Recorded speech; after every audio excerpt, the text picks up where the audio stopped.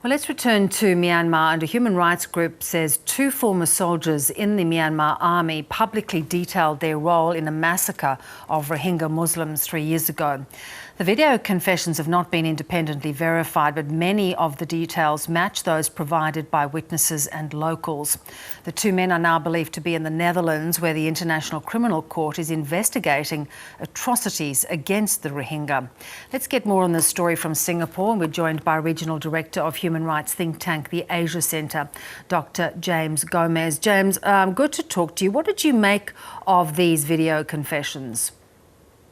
Well, this is the smoking gun that the international community was looking for well over 3 years ago when the incident, first came to light.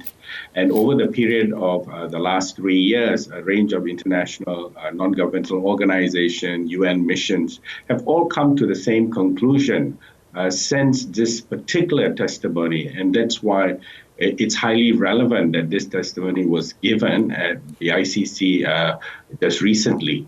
But it remains to be seen, because this is early days. We have heard two voices.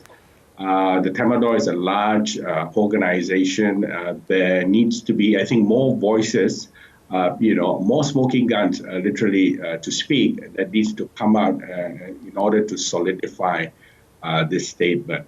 But I think what is interesting as an observer is the timing of this announcement or this statement at the ICC, because it comes at the start of the kickoff of the campaign for the elections to Myanmar that will take place on 8th of November. So part of the significance here is to reflect to see if there's any kind of impact on Myanmar's, upcoming elections.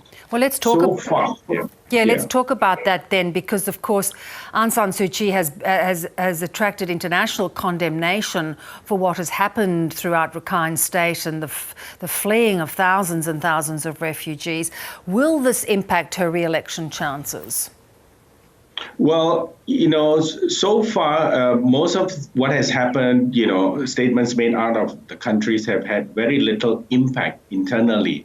And this, statement by the two soldiers at the ICC will not really make that kind of impact internally, because I think the election path has been set. It will happen. You have the existing military-backed political party. You have the NLD. These are the old stakeholders. I think what's interesting for us to watch is the role of ethnic parties.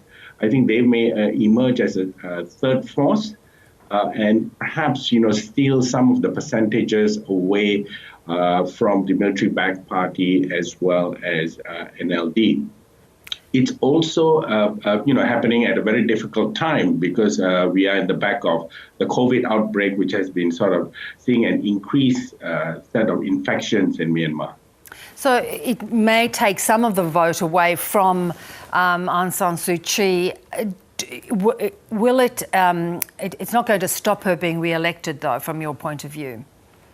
No, but I think the mandate will be very much sort of impacted. Also, partly because it's going to be a COVID-19 elections that has similarly taken place in South Korea and Singapore recently.